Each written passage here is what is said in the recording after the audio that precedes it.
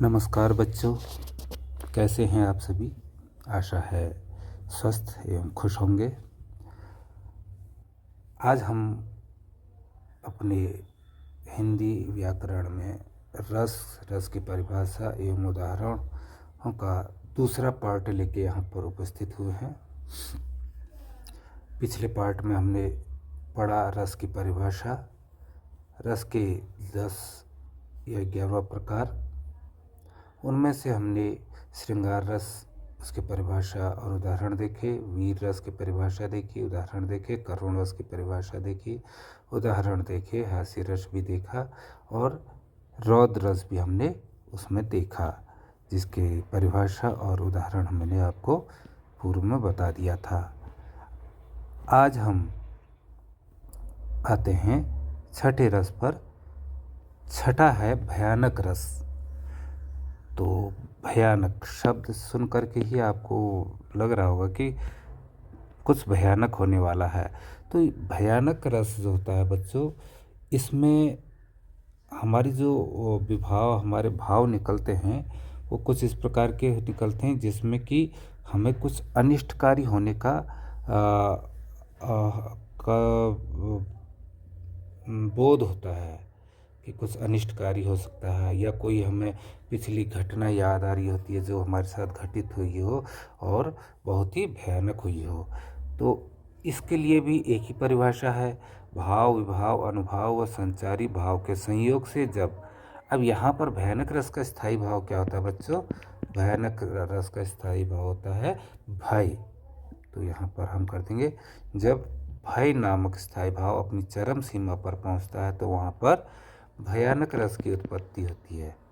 किस रस की? भयानक रस की उत्पत्ति होती है। तो भयानक रस का एक उदाहरण मैंने यहाँ पर लिखा है कि जब हनुमान जी गए हुए थे लंका में, तो उन्होंने अपनी पूंछ से पूरी लंका को जला दिया था। तो उसके लिए कहा गया है कि बालधि विशाल विकराल ज्वाला जाल मानो, लंक लीले बे को काल ने रसना पसारी है। मतलब कि बालधि माने होता पूंछ, एक विशाल पूंछ ने जो है इस प्रकार से में उसकी ज्वाला जो है जल रही है और लंका को जला रही है, जैसे कि मान लो कि लंक माने लंका, लीले वे मतलब कि निगलने को तैयार है, काल माने मृत्यु होता है, मृत्यु की रसना माने जीव, जैसे कि मृत्यु ने अपनी यहाँ पर जीव पसारी हो लंका को निगलने के लिए। तो ये भयानक रस का उदाहरण हो गया और भयानक रस का यहाँ पर परिभाषा भी हमें मिल गई। तो अगला रस जो है हमारा बच्चों वो है विभत्स रस। तो विभत्स रस की परिभाषा, विभत्स का अर्थ होता है एक्चुअली घृणा से। इसका स्थायी भाव जो होता है वो जुगुप्सा होता है। क्या होता है बच्चों? जुगुप्सा, या हम इसे घृणा भी कह सकते हैं। घृणा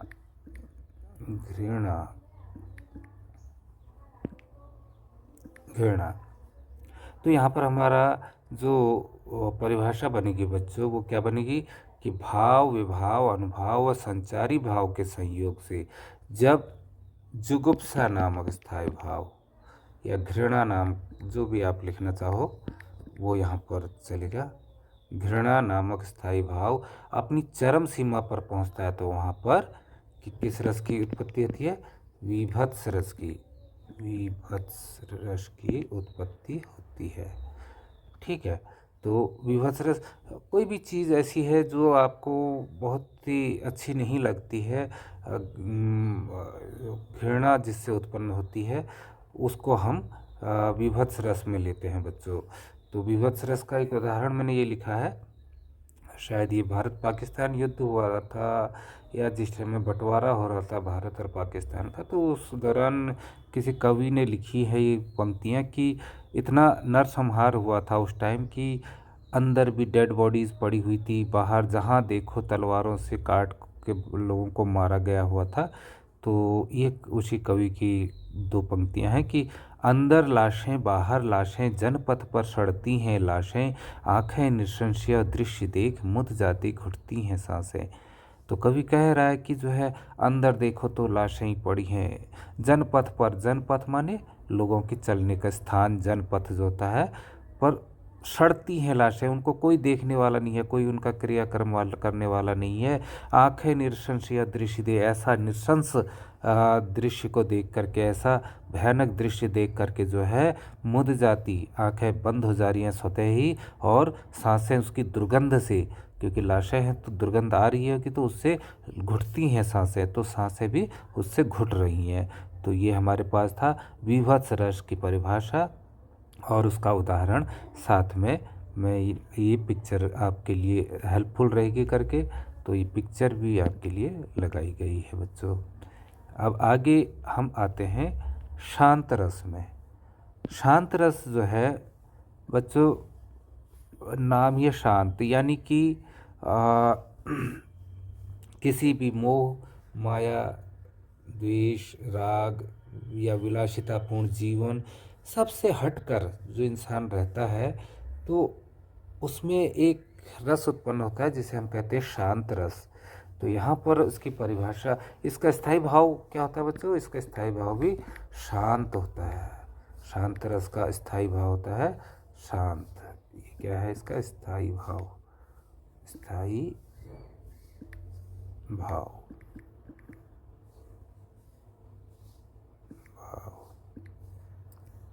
तो इसका स्थायी भाव हो गया शांत। अब है क्या, इसकी परिभाषा क्या बन जाएगी कि भाव विभाव अनुभाव व संचारी भाव के संयोग से जब यहाँ पर आ जाएगा, जब कौन सा? शांत।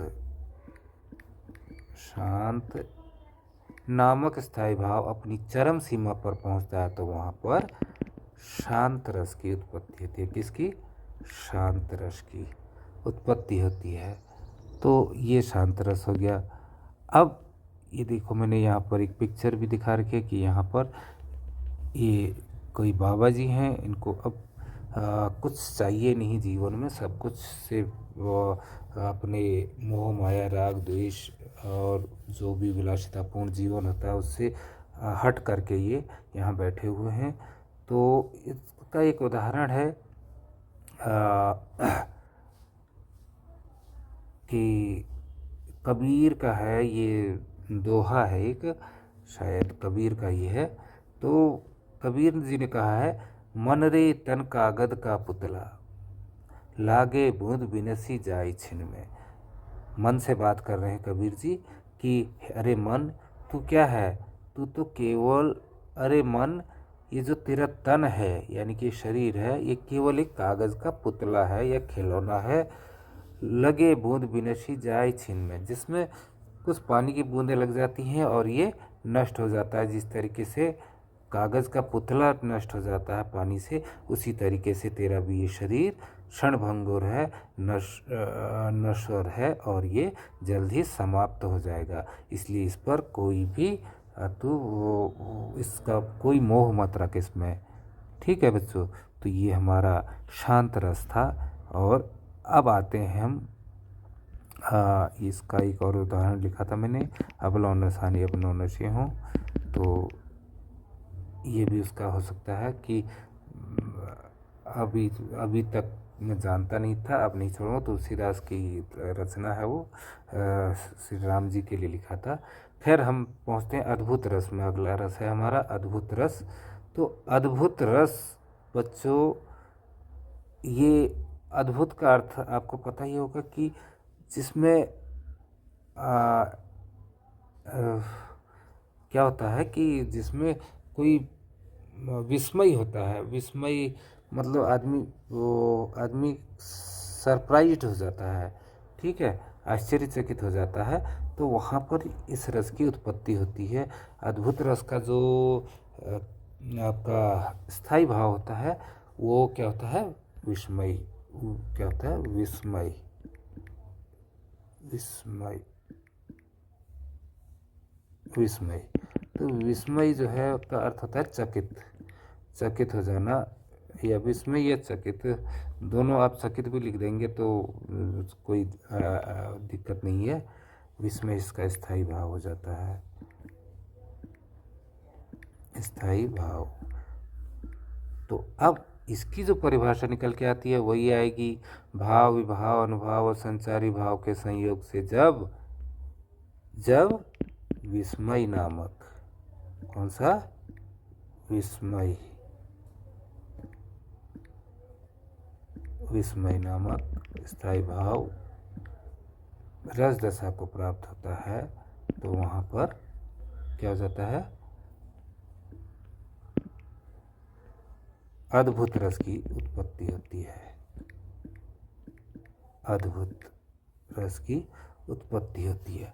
तो इस अद्भुत रस में क्या होता है कि बच्चों, जब हमें किसी चीज़ का रोमांच होता है या हम खुशी से गदगद हो उठते हैं, ठीक है, तो और या फिर हमारे सामने कुछ ऐसा घट जाता है जो पहले कभी घटित हुआ ही ना हो, जिसमें इंसान आंखें फाड़ करके देखता है कि यार ये हुआ तो हुआ क्या ना, तो ये क्या होता है, अद्भुत रस का वो होता है।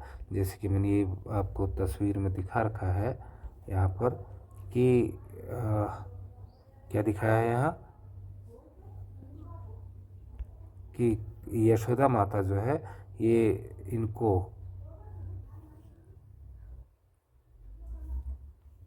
यशोदा माता जो है को भगवान कृष्ण यहाँ पर अद्भुत रस का परिचय करवा रहे हैं। अद्भुत रस का परिचय कैसे करवा रहे हैं, यहाँ पर देखें हम,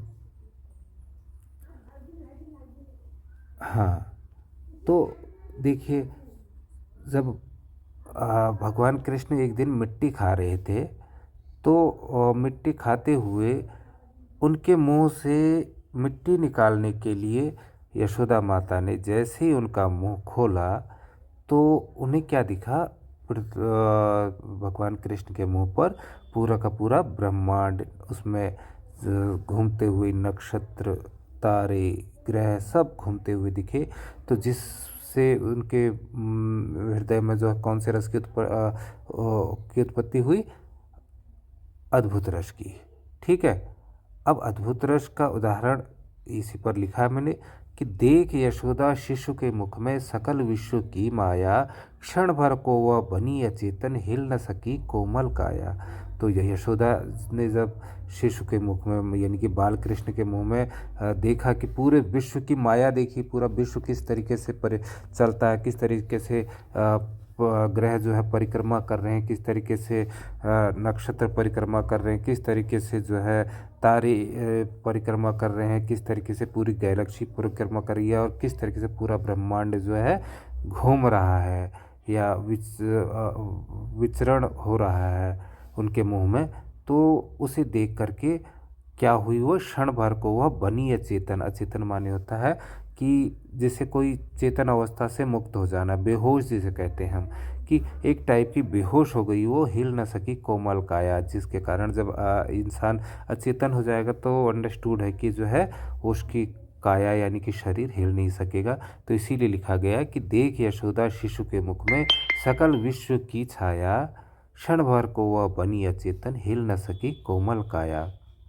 तो यह हमारा अद्भुत रस का उदाहरण और अद्भुत रस की परिभाषा बच्चों आपने पढ़ी। अगला रस है हमारा वात्सल्य रस। कौन सा रस है, वात्सल्य रस। इसका स्थायी भाव भी बच्चों वात्सल्य होता है। क्या होता है, वात्सल्य, वात्सल कह सकते हैं आप इसे, वात्सल। तो वात्सल्य रस का स्थायी भाव हो गया वात्सल। तो परिभाषा क्या बन के आएगी बच्चों कि भाव विभाव अनुभाव और संचारी भाव के संयोग से जब, बस यहाँ पर बदलना है आपको, बाकी सारे रसों की परिभाषा एक ही है, एक ही वाक्य है। जब वात्सल, यहाँ पर क्या लिख दो आप, वात्सल, वात्सल नाम अस्थायी भाव अपनी चरम सीमा पर पहुँचता है तो वहाँ पर किस रस की उत्पत्ति होती है, वात्सल्य रस की, वात्सल्य रस की उत्पत्ति होती है। तो वात्सल्य रस क्या होता है बच्चों कि जब ये ये जो है यद्यपि बड़े लोगों के उसमें होता है, हृदय में वात्सल्य रस की उत्पत्ति होती है। जब बच्चों को, छोटे बच्चों को देखते हैं तो वहाँ पर क्या होता है कि उनके हृदय में बच्चे के प्रति प्रेम, उसको पुचकारना, दुलारना आदि जो है एक प्रकार का वात्सल्य उत्पन्न होता है, ममता उत्पन्न होती है। तो जो है वहाँ पर वात्सल्य रस कहा जाता है। तो यहाँ पर हम देख रहे हैं जैसे कि जो है कृष्ण भगवान को यशोदा माता क्या कर रही है, यहाँ पर झूला झुला रही है। तो उसी पर आधारित ये उदाहरण भी है कि यशोदा हरि को पालने झुलावे, हलरावे दुलरावे, जोई सोई कछु गावे। यानी कि यशोदा माता जो है हरि को यानी कृष्ण भगवान को पालने में झुला रही है। हलरावे माने कभी पालने को हिला रही है, दुलरावे कभी उस शिशु को यानी कृष्ण भगवान को दुलार कर रही है, जोई सोई कछु गावे, और जो उनके मन में आ रहा है वो सब कुछ वो गाना गा रही है बच्चे को प्यार करते हुए। तो यहाँ पर वात्सल्य रस की उत्पत्ति होती है बच्चों। ठीक है, हमारा अब आज का अंतिम रस है, यह है भक्ति रस। कौन सा रस बच्चों? भक्ति रस। भक्ति रस क्या है कि बच्चों इसमें जो है एक प्रकार का ये है तो श्रृंगार रस की ही तरह, बस इसमें जैसे कि शांत रस में वैराग्य उत्पन्न होता था ना, तो भक्ति रस में क्या होता है, भक्ति रस में आपका भगवान के प्रति प्रेम उत्पन्न होता है। भगवान के प्रति प्रेम यानी कि भगवान के प्रति जो होता है प्रेम या भक्ति, उनकी अनुराग जिसे कहते हैं हम, भगवान के प्रति अनुराग जो होता है तो वो उत्पन्न होता है। तो इसमें अनुराग हो गया, इसका क्या हो गया, स्थायी भाव अनुराग, भक्ति अनुराग, इसे हम भक्ति अनुराग लिख देते हैं। तो इसकी परिभाषा क्या बन के आती है बच्चों? परिभाषा भी आती है, भाव विभाव अनुभाव व संचारी भाव के संयोग से जब